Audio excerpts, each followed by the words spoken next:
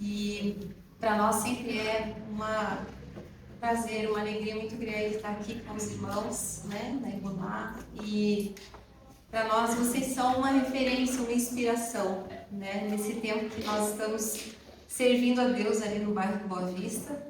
Eu sou pastora da IPI desde 2022, mas nós estivemos por 15 anos em São José dos Pinhais, na primeira IPI, né, de São José, e ano passado, em dezembro, chegamos ali com a nossa mudança no bairro do Boa Vista. Hoje estava conversando com a irmã Nasta, querida, e ela contando, né, a história ali daquela região toda.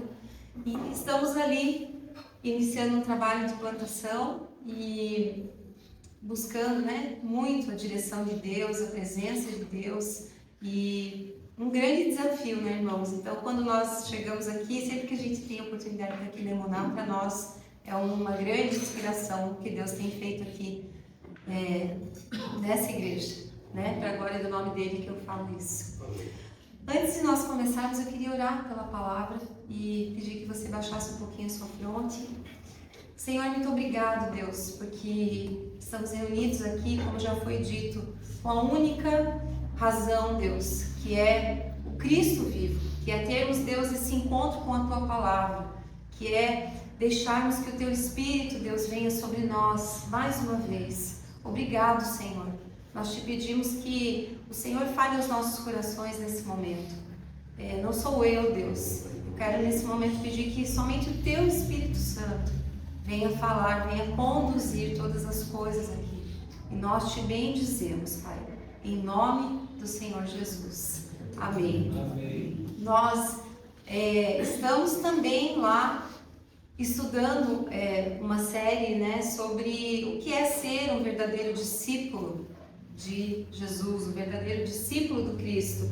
E foi muito legal porque acabou coincidindo, né, de nós estarmos também nos planejando para falar uma série sobre esse tema, porque grande é essa necessidade nos dias que nós vivemos, saber a quem estamos seguindo, né? Saber quem somos.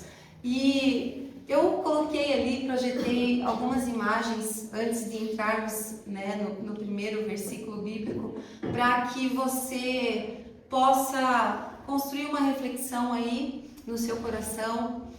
E são imagens de religiões diferentes no mundo, né? Eu amo muito essa questão das culturas e de pessoas que não conhecem o Evangelho, mas o que me intriga muito é a forma como elas seguem, né? A ideia, enfim, o propósito que elas entendem e que elas seguem com tanta entrega, né? E isso sempre falou muito ao meu coração. E claro que aqui nós estamos falando de religiões e de pessoas que não buscam um único Deus, né?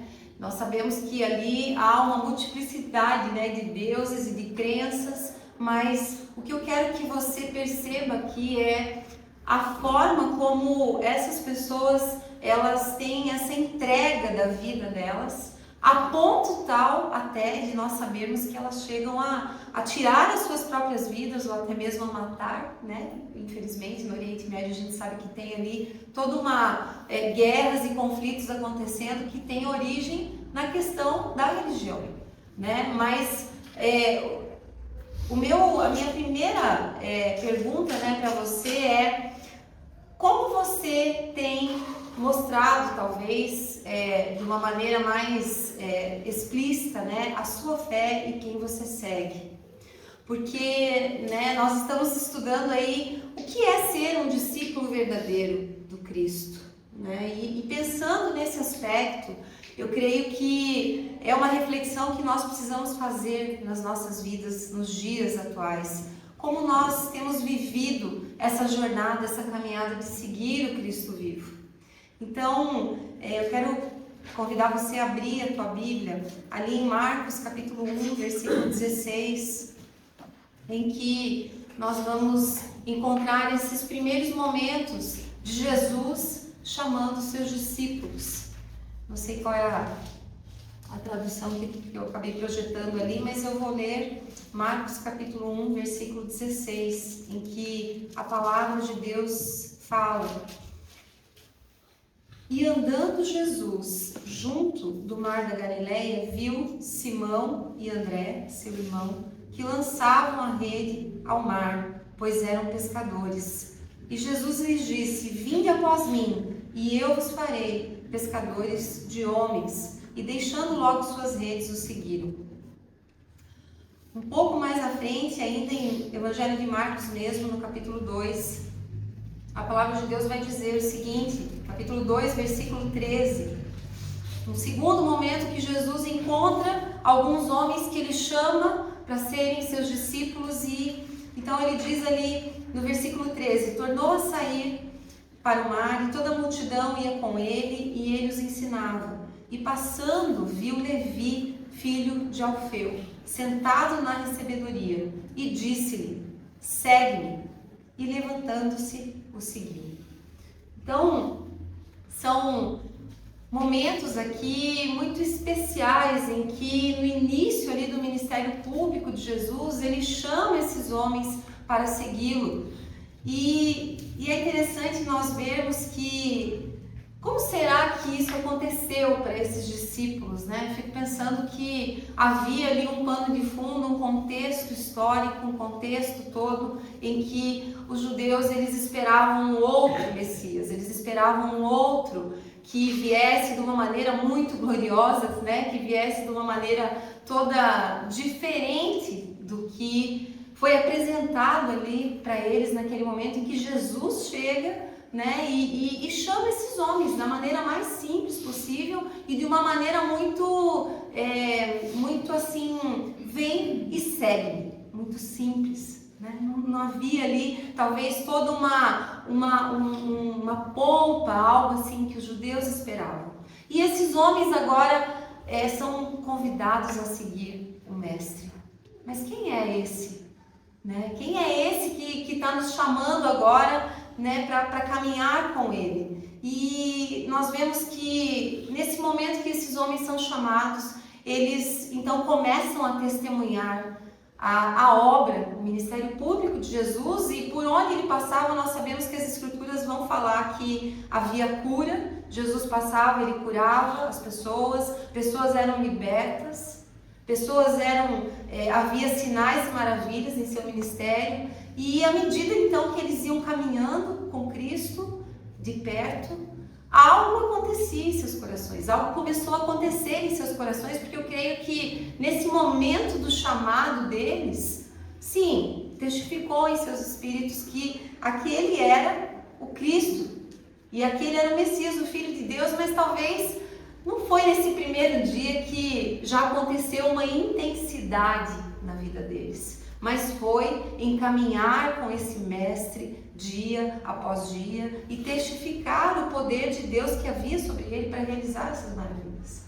Mas muito mais até do que os milagres, aqueles discípulos haviam sido chamados para estarem com ele, para viverem ali uma nova jornada, né? Algo novo que estava por vir. E nós vemos ali no Evangelho de Mateus, capítulo 16, versículo 15, se os irmãos quiserem abrir, esse momento tão especial, tão forte que acontece ali, em que Jesus, a palavra de Deus vai falar ali no capítulo 16, versículo 13, a partir do 13, chegando Jesus à região da Cesareia de Filipe, perguntou aos seus discípulos: quem os outros dizem que o Filho do Homem é?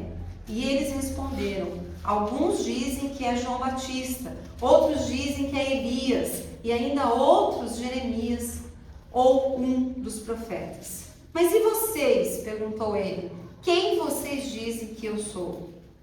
Então Simão Pedro respondeu: tu és o Cristo, o Filho do Deus vivo.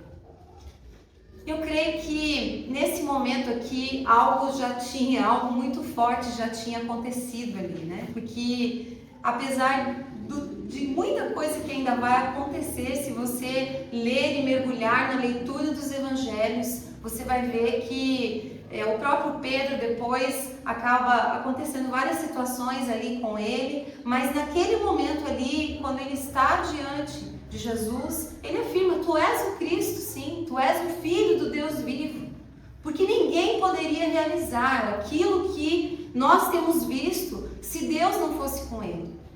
Então, havia já uma testificação de quem Cristo era para aqueles homens, né? E uma primeira reflexão que eu trago aqui, pensando nesse tema de que nós somos chamados a sermos verdadeiros discípulos, é que se você caminhar com o teu Deus, caminhar com o teu Mestre, dia após dia, acontecerá a revelação de quem Ele é em seu coração.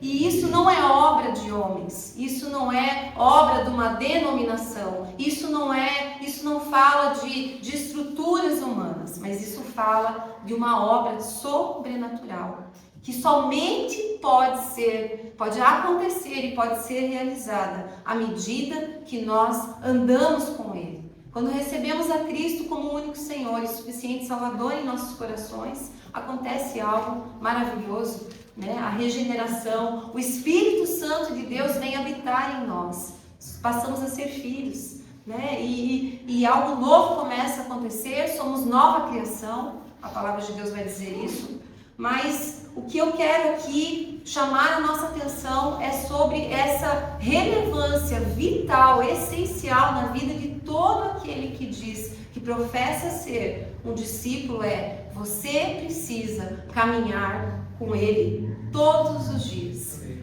Todos os dias. E assim vai se descortinando em nós, testificando em nosso espírito quem esse Deus é.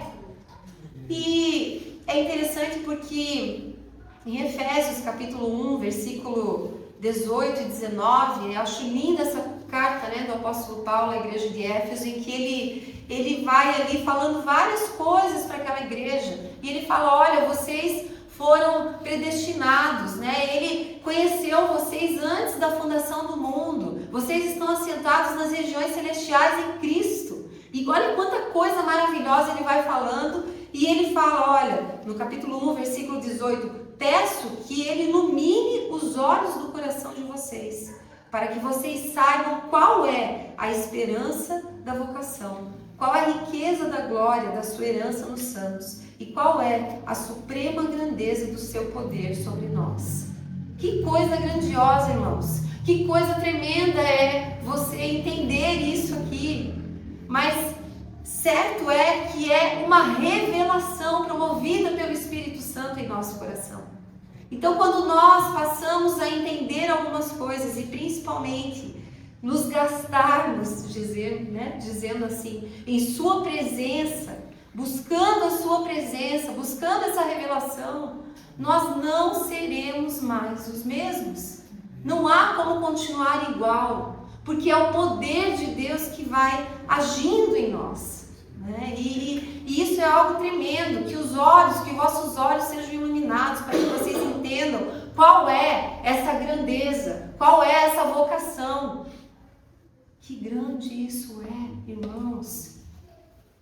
E eu creio que quando nós pensamos em sermos verdadeiros discípulos, né, do Senhor, em andarmos de perto com Ele, em sermos como, eu fui procurar algumas ilustrações assim, né, e hoje em dia com a IA, com tanta coisa que a internet oferece, você acha coisas assim maravilhosas, né, que você pensa assim, eu queria estar ali, eu queria estar ali naquele lugar, ali com uma mochila e falando assim, olha, eu vou seguir Ele, eu tive um encontro com Ele, eu quero andar com Ele, né, e eu, refletindo sobre tudo isso, né, creio que há algo em nossas vidas, em nossa jornada, e que nós precisamos muito conservar e buscar e perseguir, que é a devoção. A devoção em nossas vidas, né? Até foi falado aqui, o pastor Chico, quando ele orou, ele falou, Senhor, nos dê devoção, né? E quando você para pensar sobre a devoção bíblica, ela tem sim raízes profundas, né, em que ela não surge de uma maneira isolada, mas a devoção ela é fruto, é uma resposta à revelação de quem Deus é. Tanto no Antigo Testamento como no Novo, nós vamos ver isso. E claro que no Novo Testamento a devoção ela culmina no seu ponto máximo em Cristo, na pessoa de Cristo, na obra da cruz. Mas a pergunta que me vem é: como eu conservo essa devoção? Como eu me deixo ser marcada por uma devoção profunda em tempos tão superficiais? Em tempos em que nós sabemos, né, que a cultura e a geração em que nós vivemos é uma cultura marcada pela superficialidade. Como nós seremos esses discípulos em que alguém possa olhar para a minha vida e mesmo sem me conhecer, possa de alguma maneira falar assim: olha lá, a Ruth é uma seguidora de Cristo, né? Ela é uma seguidora, eu vejo isso na vida dela. Então, ser profundo, ser discípulo, ser verdadeiro, ser um seguidor, numa era da superficialidade, é um grande desafio para nós. Porque de alguma maneira nós somos persuadidos, dia após dia, por tantas coisas que nos envolvem, a tratarmos a nossa espiritualidade de uma maneira também fragmentada, de uma maneira também superficial, e não na profundidade que ela nos oferece, né? Isso é uma coisa, isso é um fato que cada um de nós aqui, eu tenho certeza que vivemos e nos desafia todos os dias. Não estamos dentro de uma bolha, né, irmãos? Não estamos ali num mosteiro, né, isolados e isentos de toda a correria lá fora e de todos os problemas que se apresentam. Não, somos pessoas comuns, mas convidados a andar na contramão, né? Essa é uma frase que tantas vezes ouvi já na minha vida, desde que me converti. O crente, ele anda na contramão, e é verdade. Ele está no contrafluxo, ele está sempre ao contrário do que todo mundo está fazendo. E preparando, né, essa breve, né, reflexão que eu trago aqui hoje, me deparei com um artigo, né, de um filósofo francês que eu pessoalmente não conhecia, mas até me interessou muito pesquisar mais sobre a vida dele. E ele tem ali uma obra que ele chama de Os Tempos Hipermodernos, que ele fala que a partir dos anos 80, né, veja que às vezes a gente acha que é mais recente, mas não, a partir dos anos 80, gradualmente a sociedade, o ser humano, passou a ter, né, em suas relações superficiais, o consumo acelerado, né, uma geração, pessoas, uma sociedade marcada por relações superficiais, consumo acelerado, uma busca constante por estímulos imediatos. Ele chama, né, nesse livro que ele tem, A Sociedade Hipermoderna, ele fala que nós hoje somos a era do vazio. Estava lembrando até na época da pandemia, né, um pouco depois, que a própria academia lá, os grandes estudiosos da psicologia constataram também que agora, né, que passamos por toda aquela fase da pandemia, então o ser humano iria ter esse momento aí de se deparar com um grande vazio. Algo muito tremendo que ele fala ali é que na vida das pessoas foi substituído, né, a busca pelo sentido foi substituída pela busca por estímulos, prazeres efêmeros e consumo da imagem. E ou não é verdadeiro isso, né? Isso é muito verdadeiro. E quando pensamos ali na devoção bíblica, na devoção que nós como crentes precisamos desenvolver na nossa vida, vemos que uma espiritualidade rasa, irmãos, uma espiritualidade que talvez ela se resuma mais num comportamento politicamente correto, né? Que infelizmente nós sabemos que existe muito da religiosidade, né, nas nossas igrejas, e nós precisamos combater isso na nossa vida, não subsistirá num tempo como esse. Não subsistirá. A espiritualidade rasa, né, que de repente ela se contenta ali naquele frequentar o domingo após domingo, e eu tomo essa forma de piedade somente quando venho à igreja, não dura, não vai durar, não vai perdurar, porque eu e você, por amor a esse Cristo que nós seguimos e que somos discípulos, e queremos ser esses discípulos verdadeiros, passaremos também por sofrimento e perseguição. E quem conseguirá passar por isso se não estiver com as suas raízes aprofundadas? Nós não conseguiremos, porque o que vem pela frente, né, não sendo pessimista, muitas vezes eu falo isso, aonde eu estou, hoje eu trabalho como professora e aonde eu estou é um meio que eu acho que eu sou a única ali que sou, digamos, evangélica, né, protestante ali, e esses dias numa conversa rápida, falando, e eu falei, não, eu estou aqui como missionária, me considero uma missionária ali, né, e eu falei assim, olha gente, vai piorar, né, vai piorar, e eu não quero ser pessimista, mas os dias são maus, né, o presente século, ele é isso, ele não oferece aquilo que realmente pode mudar a vida do ser humano, né? E então, assim, lendo tudo isso, nesse, né, pequenos recortes que eu consegui de estudo desse livro, desse filósofo, como me fez pensar mais ainda sobre isso. E como nós precisamos cultivar uma espiritualidade real, verdadeira, raiz. Como se fala, você precisa ser um crente raiz, meu irmão. Você precisa ser aquele que realmente se gasta com a palavra de Deus.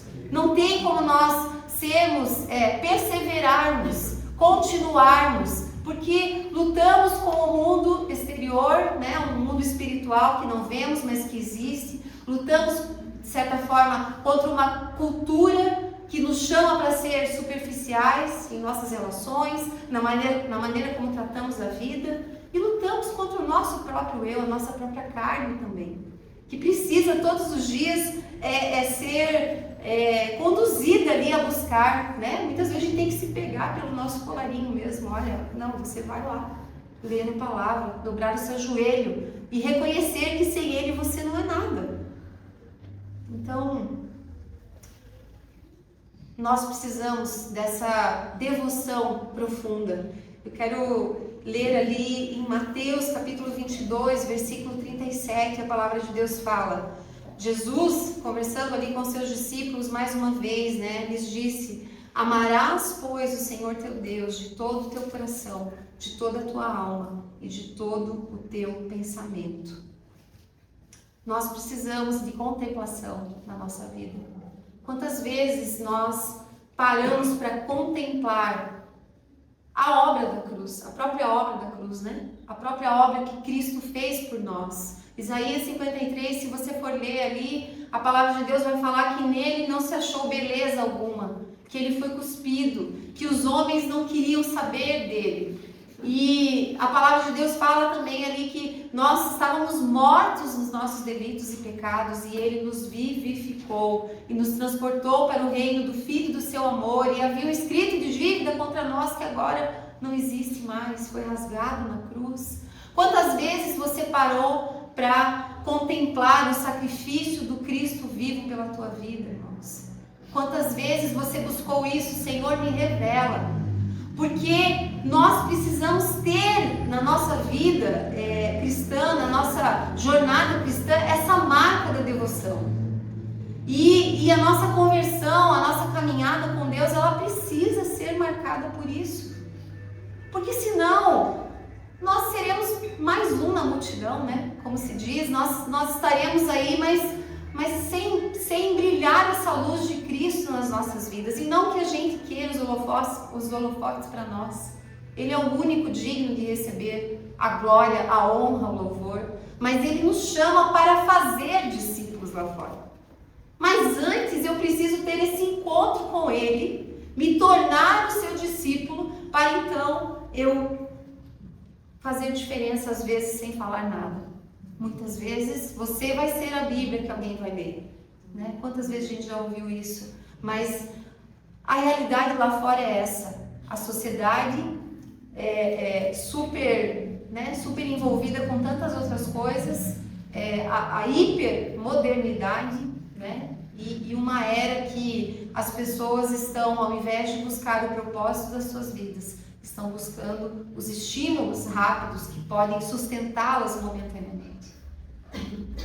Então, eu creio que o chamado para nós, irmãos, nesse tempo é que nós possamos voltar verdadeiramente o nosso coração para contemplar o que Cristo fez por nós. E a partir dessa contemplação, a partir de você realmente se voltar para isso, acontece essa transformação em que você passa a ser discípulo fiel, um discípulo seguidor, alguém que não troca, que não trocará, e que se vierem as perseguições, se vierem os sofrimentos, se vierem as renúncias, e elas vão sim vir, porque o caminhar com Cristo te oferece também momentos em que você vai ter que renunciar, momentos em que você vai abrir mão, momentos em que todos estão buscando algo e o Senhor vai te falar, não é isso que eu tenho para a tua vida. Você está preparado para isso? Eu quero dizer para você que tem renúncias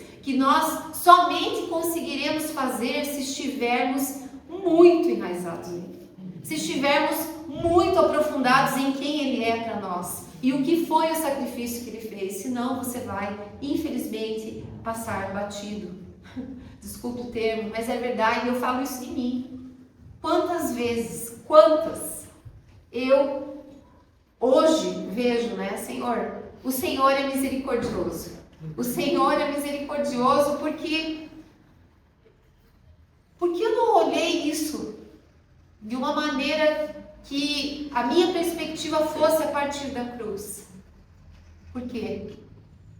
Obrigado, Deus, porque a tua misericórdia não desistiu de mim e não desiste de nós. Todos os dias ele nos dá uma nova chance.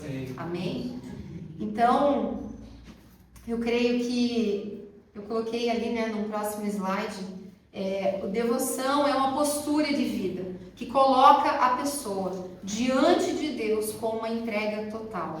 Não é apenas uma emoção, muito embora nós expressemos a nossa emoção quando estamos na adoração, né? Nós nos emocionamos, nós levantamos a mão, nós batemos palma, o Espírito Santo nos visita. É maravilhoso ver que Deus nos deu emoções e elas são para a glória dele, né? Mas uma vida de devoção verdadeira, um discípulo que quer ser verdadeiramente um seguidor, ele não vive da emoção. Não há como vivermos da emoção, irmãos.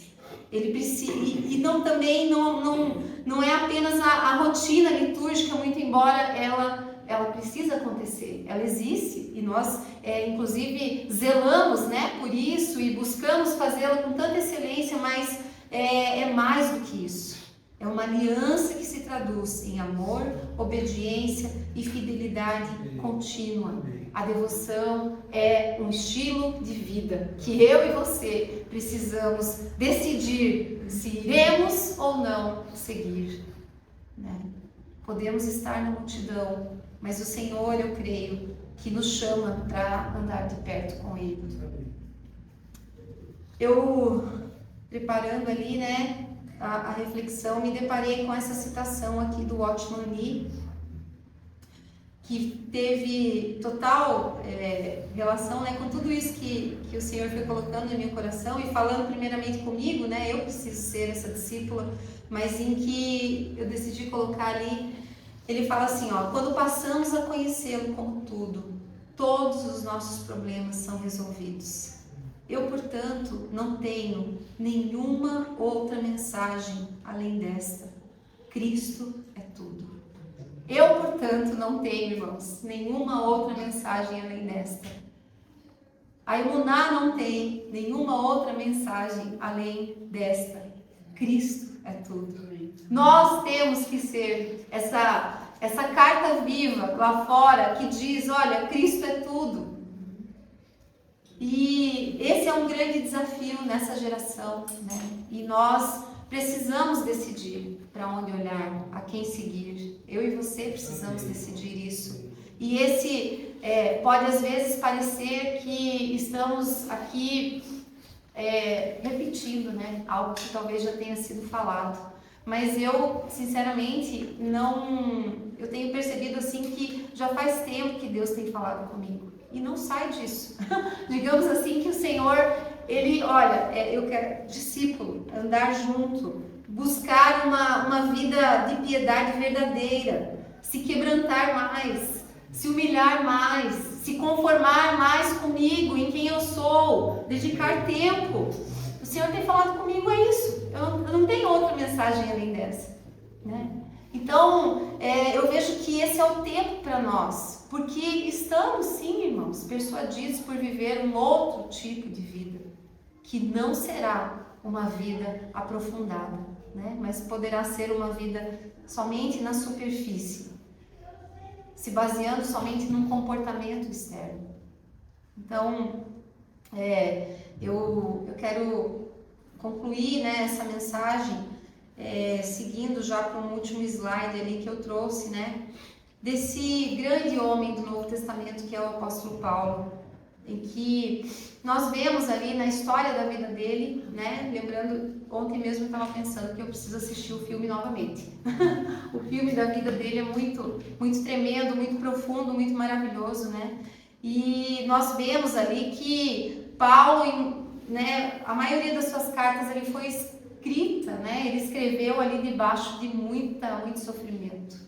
Ele estava preso, ele estava açoitado, ele estava desprovido de todas as coisas. Tem alguns momentos que ele fala que chegou a se desesperançar da própria vida, né? Sem roupa, amordaçado, chicoteado, mas mesmo na prisão, né?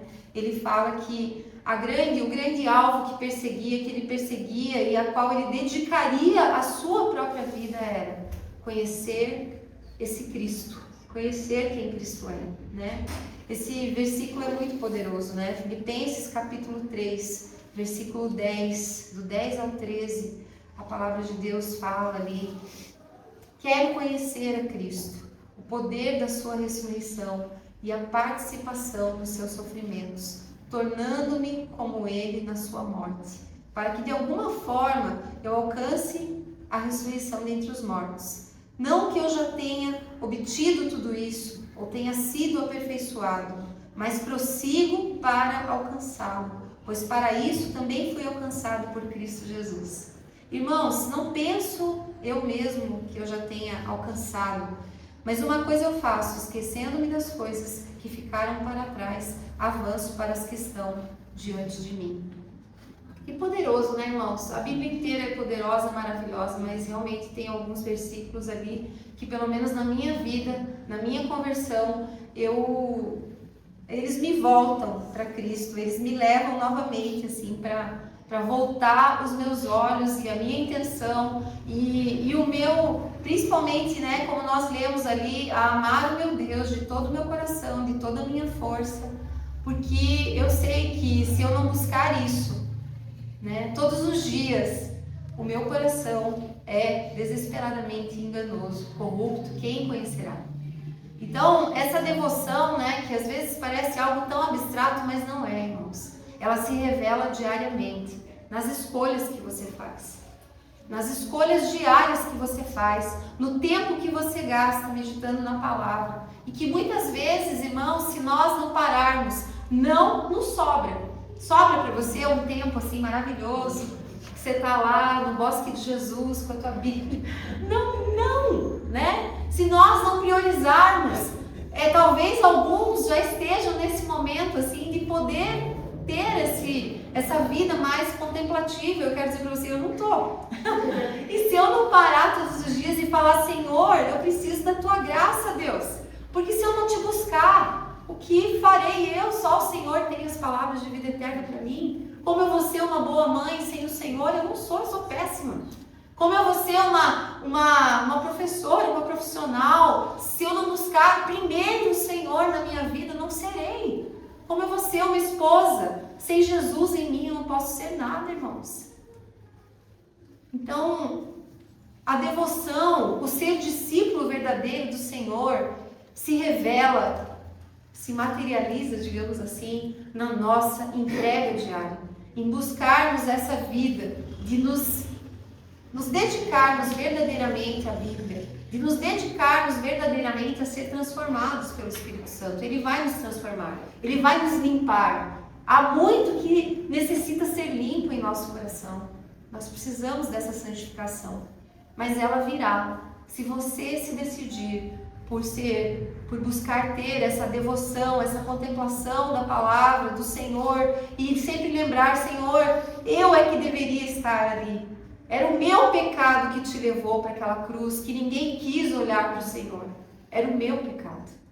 Se nós fizermos esse exercício, essa busca, perseguirmos isso em nossa vida, certamente nós seremos mudados, nós seremos discípulos verdadeiros.